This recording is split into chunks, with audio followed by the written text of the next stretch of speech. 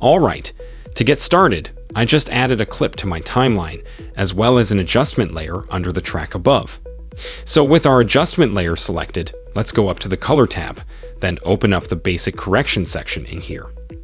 Bring the saturation all the way down to make your video black and white. Then decrease the shadows, which will darken up the darkest parts of your video.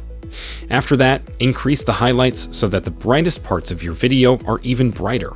And finally, increase the contrast to create a bigger difference between all your blacks and whites.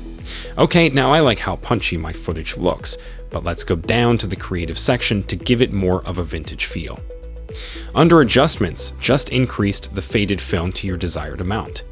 Now we have the best of both worlds. Great contrast with a slightly faded feel.